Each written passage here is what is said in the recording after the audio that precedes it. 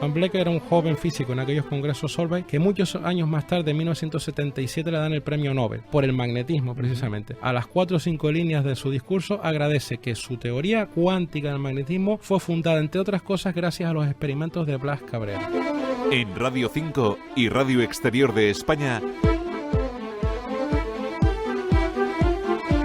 Doble Hélice 3.0. Todo lo que siempre has querido saber sobre la ciencia más cercana.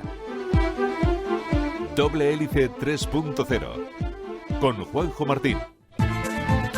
Les quiero contar una historia. De visita en Bélgica, en Bruselas, en la pared de una larga galería de un museo habían colocado lo que de lejos parecía una colección de fotos familiares antiguas. Cuando te acercabas a aquellas imágenes en blanco y negro y podías leer el pequeño pie de foto, ponía Conferencia de Solvay y un año. Había una foto para la reunión de 1911, 1913, 1930, y cuando repaso esta foto de 1930, están muchos de los científicos que hemos estudiado, o porque dan nombre a alguna unidad física o porque son pioneros en su campo. En la imagen, en 2 filas, unos sentados y otros detrás de pie, estaban, por ejemplo, Dirac, Pauli, Fermi, Heisenberg. Ahí estaba la única mujer, Marie Curie, Bohr, Einstein, por supuesto. Y una cara que me era familiar y de nombre español, canario, Blas Cabrera. Este físico, que miren ustedes qué amistades tenía, nació en Lanzarote y murió exiliado en México, aunque muy recientemente sus restos han regresado por fin a Canarias. Hoy les queremos hablar de este físico universal que continúa estando de actualidad. Buenas tardes, comenzamos. Detrás de cada fármaco, de cada tratamiento, existe un mundo apasionante de investigación. Doble Hélice 3.0. Y para hablarnos de esto tenemos con nosotros a Jorge Méndez, que es profesor de Física Aplicada de la Universidad de La Laguna y uno de los más activos divulgadores de la obra y vida de Blas Cabrera. Hola Jorge, gracias por estar con nosotros. Hola Juanjo, muchas gracias. Bueno, Blas Cabrera nació en Lanzarote en 1878, en una época donde el 85% de la población era analfabeta, y esto dice mucho de lo extraordinario que fue este personaje. ¿Cómo fueron los primeros años del joven Blas Cabrera? Pues mira, de esa parte es la que menos información hay, pero lo que sí está claro es que a Blas Cabrera se le seguía con los medios de la época porque era hijo de Blas Cabrera Toffan. Su padre era un personaje importante en la sociedad de las islas, era un notario importante, llegó a ser político también, y precisamente por ese trabajo de notario pues viajó, le ofrecieron un puesto nuevo en La Laguna y viajó con su familia, con Blas Cabrera, con 3 añitos. Ya con 3 añitos ya se mudó del Lanzarote natal, o sea que se puede decir un poco que Blas Cabrera es un lagunero de adopción, ¿no? Porque toda la infancia, juventud, adolescencia la vivió en La Laguna, en la calle La Carrera número 37, fue su primera casa, que está allí cerca de la esquina de la catedral. Estudió en el Instituto de Canarias, el que conocemos como Cabrera Pinto, y ya conoció a la que sería su mujer, María Sánchez Real, y pasó toda su infancia aquí. Y desde esos entonces ya apuntaba maneras, porque hay registros en las notas del Instituto de Canarias que le gustaba la ciencia, ¿no? Estudió, empezó las primeras, hay fotos que se ve trabajando con un electroimán de los libros que leía, y ese electromagnetismo que a la larga va a marcar su trayectoria científica. De hecho, el busto que está en el Instituto Canarias Cabrera Pinto, arriba en La Laguna, tiene una cita muy bonita que escribió él pasado los años, en los años 30, los años 40, dijo: alejado del destino de las peñas donde vine a la vida, se refería a Canarias, y donde sentí el impulso que ha determinado mi actuación futura. Ya me la aprendí de memoria, pero es que es muy bonita, porque él reconocía que aquí sintió el impulso ese, ¿no? El impulso de la ciencia, el impulso de dedicarse en su vida a la investigación. Pero aquí no se podría estudiar ciencia. No, claro, en aquella época tenías que viajar a Madrid como mínimo, sí o sí, y allá ¿qué fue?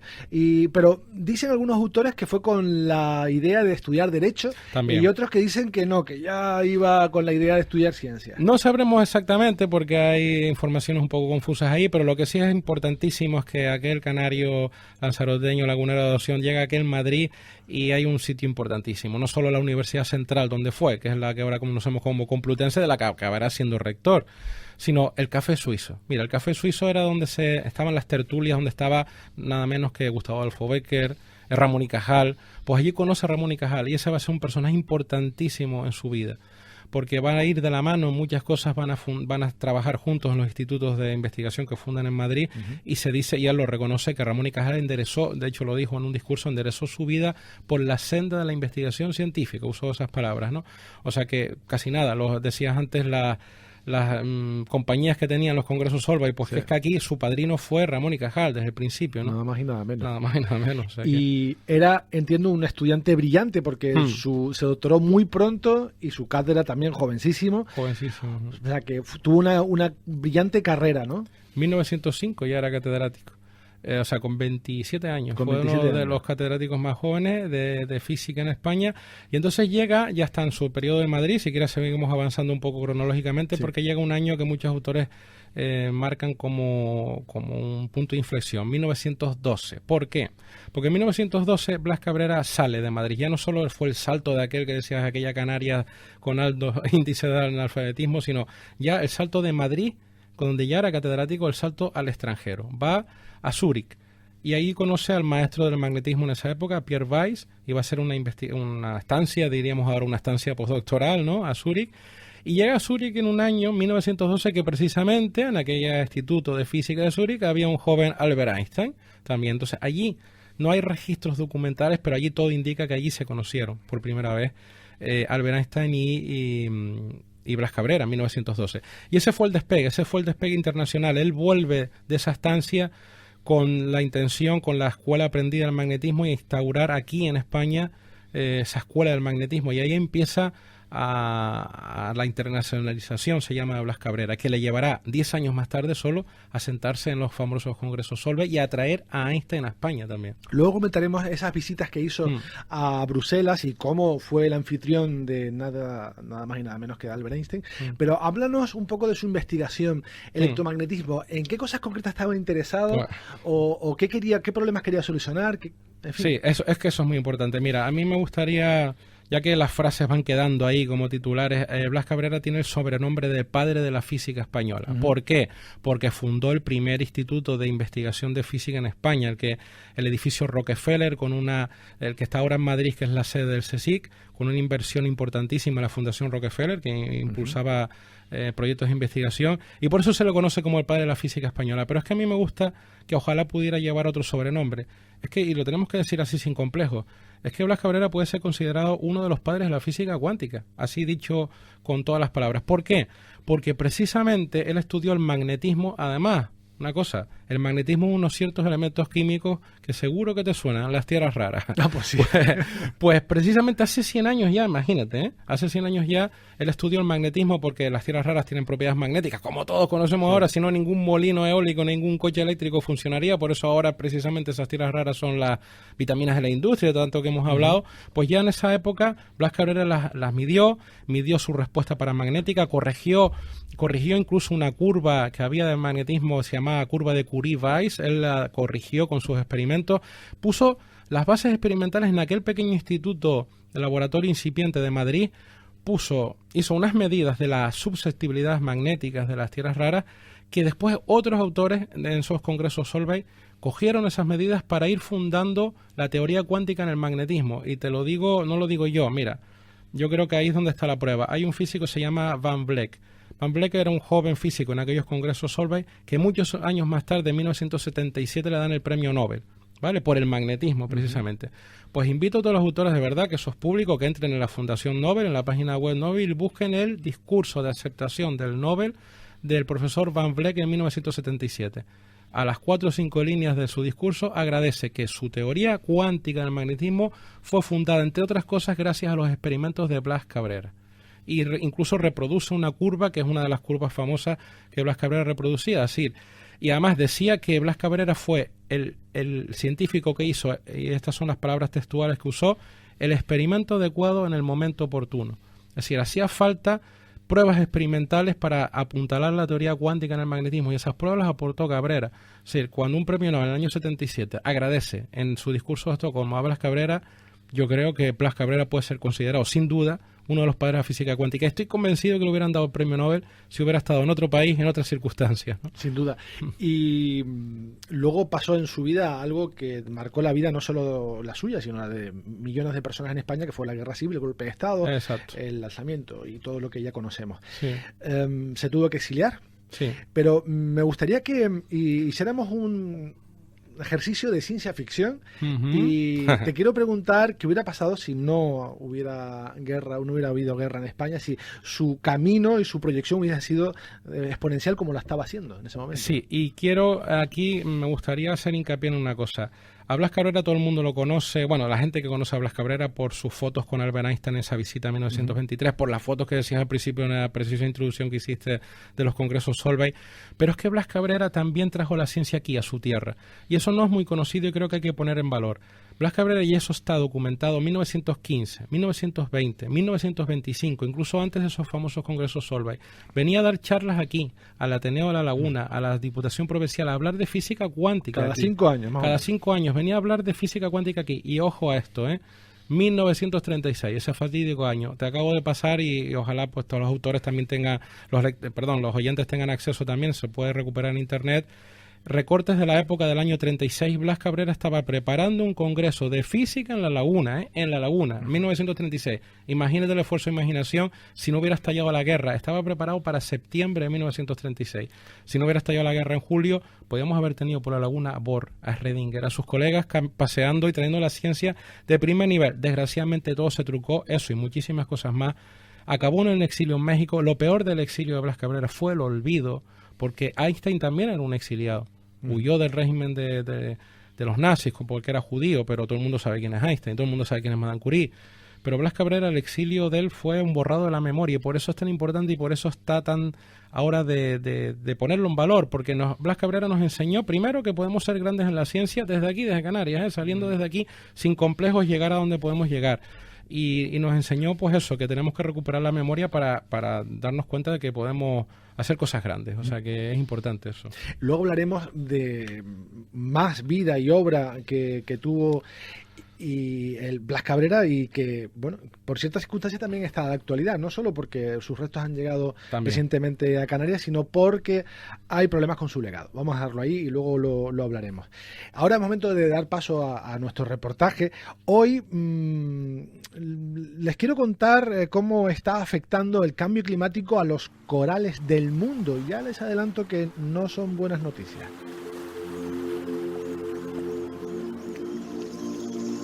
La capacidad de los ecosistemas para adaptarse a los cambios de su entorno depende en gran medida del tipo y el impacto de factores de estrés ambiental. Los arrecifes de coral en particular son sensibles a estas condiciones y su adaptación es motivo de debate científico. Un equipo de investigadores, liderado por la Universidad de Hawái, ha diseñado un experimento para calcular modelos globales destinados a mejorar el conocimiento del cambio climático. Gracias a él examinaron las proyecciones globales de 5 factores de estrés ambiental que incluían la temperatura de la superficie del mar, la acidificación de los océanos, las tormentas tropicales, el uso de la tierra y las proyecciones de la población humana. Los investigadores han destacado que, aunque los impactos negativos del cambio climático en los arrecifes de coral son bien conocidos, esta investigación muestra que en realidad son peores de lo previsto debido a una amplia combinación de factores de estrés inducidos por el cambio climático.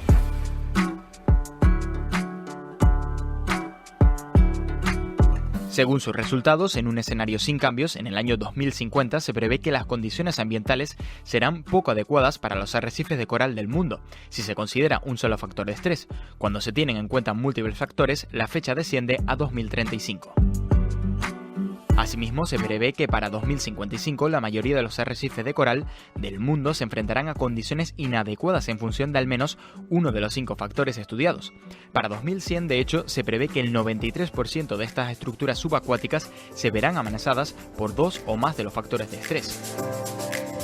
El equipo de investigación se prepara ahora para entrar en la siguiente fase de su trabajo, analizar más detenidamente cómo se prevé que el cambio climático afecte a las distintas especies de coral, al identificar cuáles tienen más probabilidades de sobrevivir a estas condiciones adversas o las más vulnerables. Esperan identificar las especies más expuestas.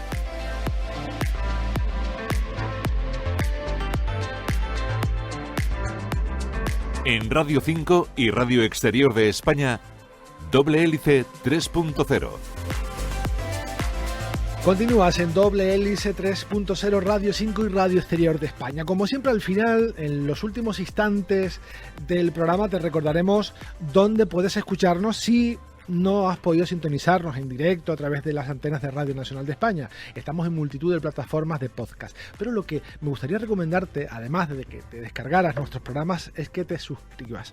Que te suscribas a estos canales porque de manera automática, sin ningún esfuerzo, gratuita por supuesto, cada lunes se te descargarán en tu dispositivo móvil el programa de esta semana y bueno, de esa manera no te perderás ninguno y además a nosotros nos harás muy felices.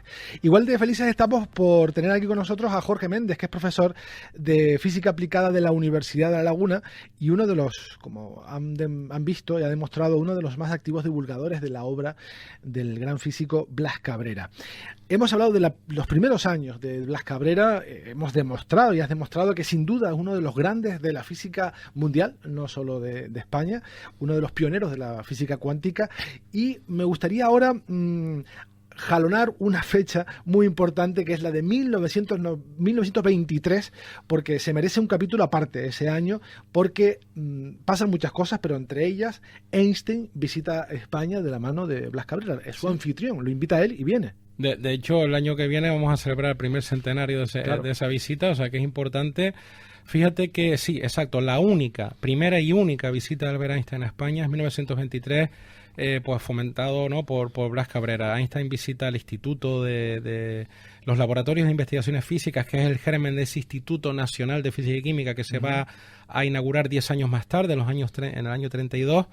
Pero ya Einstein ahí conoce de primera mano el trabajo de Blas Cabrera, lo valora, y es el propio Einstein el que pone en contacto con la Fundación Rockefeller a Blas Cabrera, y esa fundación es la que después apoya la creación de ese instituto, es decir, está todo relacionado.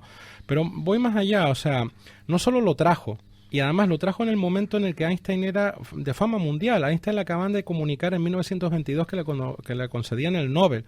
De hecho, estaba de viaje por Palestina y Japón, y entonces no lo recogen en el 22, lo recogen en el 23, precisamente al volver del viaje por España, ¿no?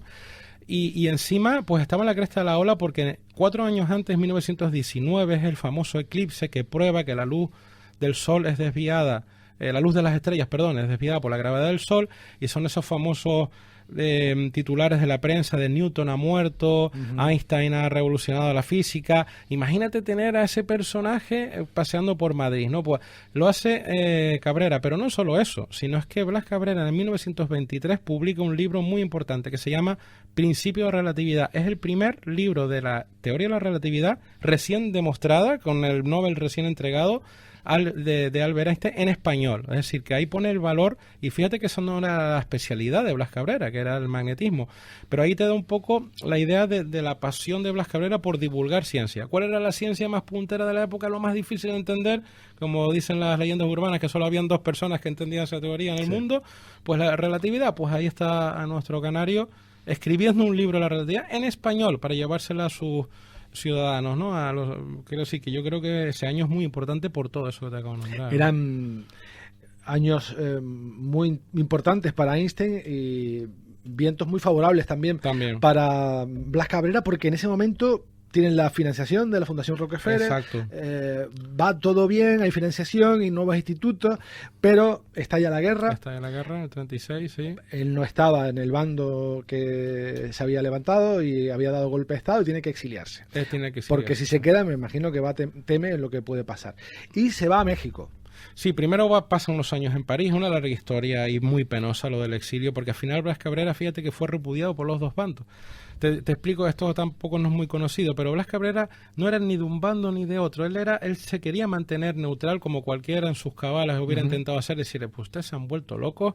De hecho, él tiene una carta muy bonita y muy estremecedora que escribe desde París, en la primera parte del exilio, en el que dice: me alejé de estas luchas civiles porque siempre ha sido el principio director de mi vida, no meterme en las luchas civiles, y además porque temía crear conflictos en personas de mi familia. Uno de sus hijos estaba en un bando y el otro, su hijo, estaba en el otro.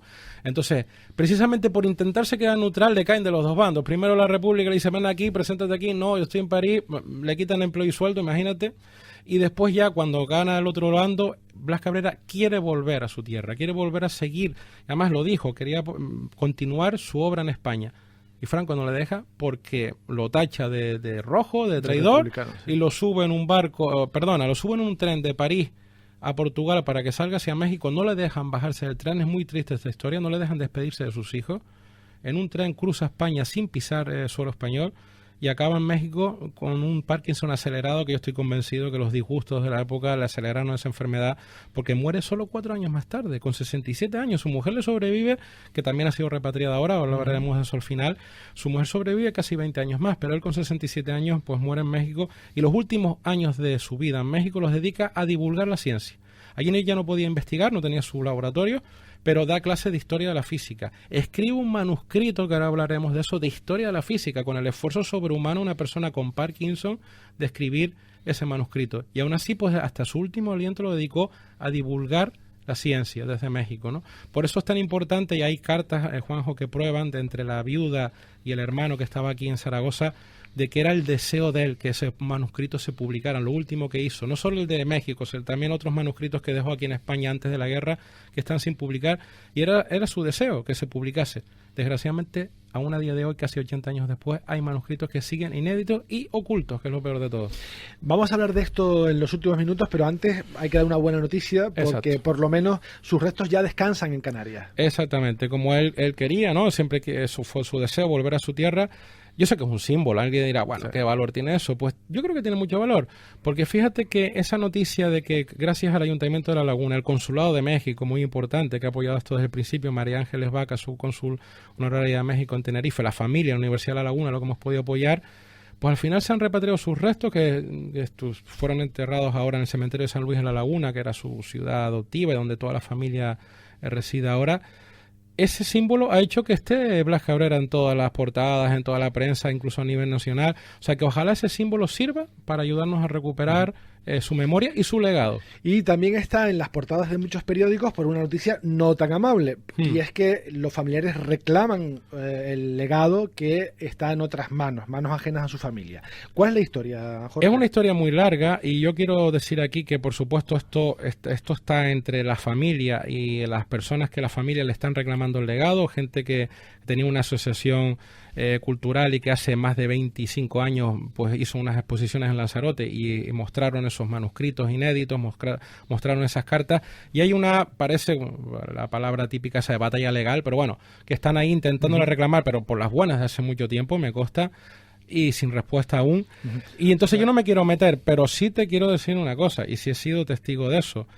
La familia comenta, y muchos autores comentan, que esos manuscritos de historia de la física, teoría de la relatividad, cartas de premios Nobel como Erwin Schrödinger, estaban en manos por un préstamo temporal de una asociación de amigos de la cultura científica, creo que se llama.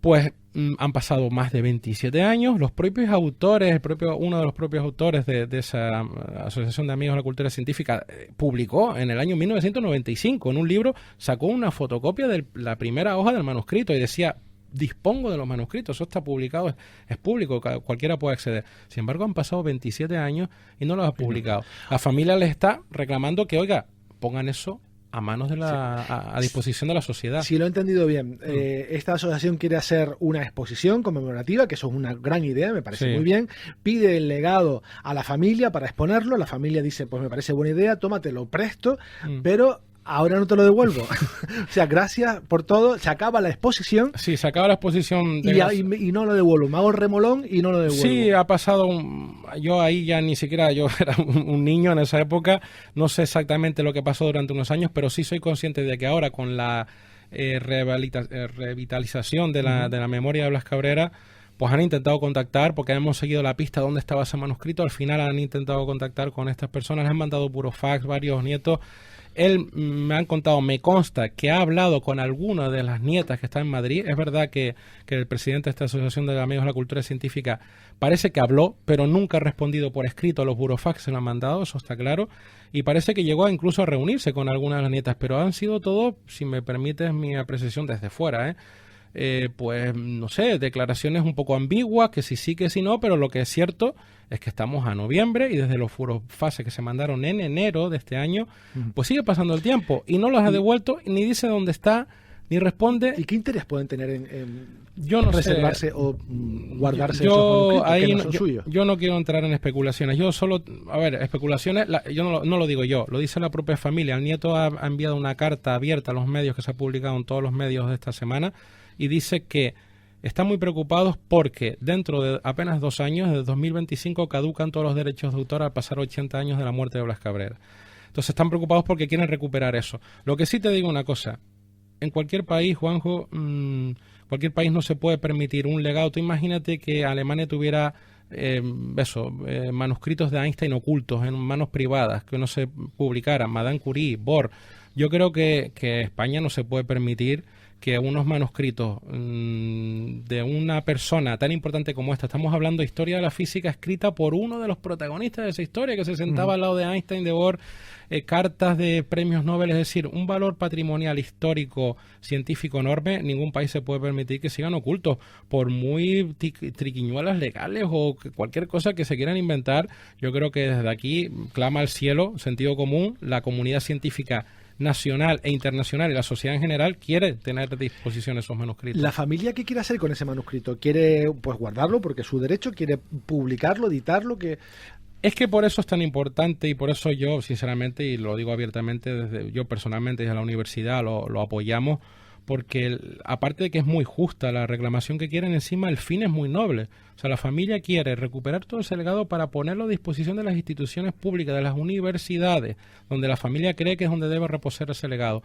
Algún convenio a varias partes, entre Madrid, Lanzarote, Tenerife, La Laguna, por donde pasó la vida Blas Cabrera, y que está a disposición de toda la sociedad en general. Yo creo que es un regalo que la familia nos quiere dar a la sociedad y que no puede estar parado por intereses privados de algunas manos que tienen esto inexplicablemente oculto, ¿no? Claro, no puede estar solo en la biblioteca personal y particular de una familia, sino Claro que debería no. estar en disposición de toda la sociedad. Exactamente. Nos quedan, 1 minuto y medio y me gustaría pues reflexionar contigo una última cuestión, no sé, casi pensando en voz alta, porque lamentablemente la figura de Blas Cabrera no ha permeado del todo en la sociedad canaria, ni siquiera en la española, no es muy conocido. ¿Qué se puede hacer o qué se va a hacer para que no sé, que sea de justicia, que todos conozcamos quién fue Blas Cabrera, aparte de poner algún nombre a un centro escolar, que ya los hay?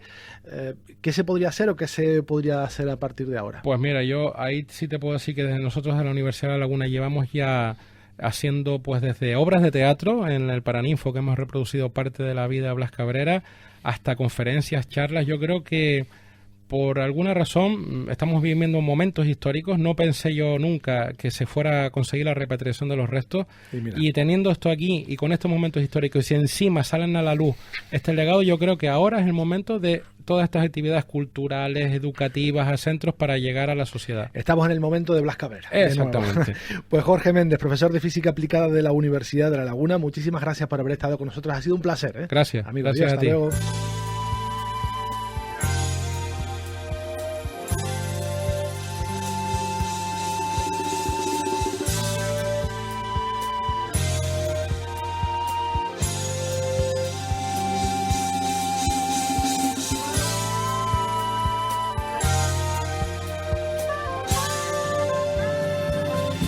Y este ha sido nuestro recorrido científico y muy histórico por hoy. El próximo sábado, como sabes, mucho más aquí en WLC 3.0. Nos retiramos de la frecuencia de Radio Nacional, pero seguimos muy activos en Internet, como saben, en facebook.com/WLC y sobre todo en Twitter, @WLCRN, donde cada día te recordamos un programa diferente de todo nuestro repertorio, más de 400 programas que tienes en varias plataformas, en iVoox, en Google Podcast, en Apple Podcast y en Spotify. En la realización técnica tuvimos a Antonio Sancha, en la dirección a quien les habla, Juanjo Martín. Hasta la próxima semana, adiós. Light in your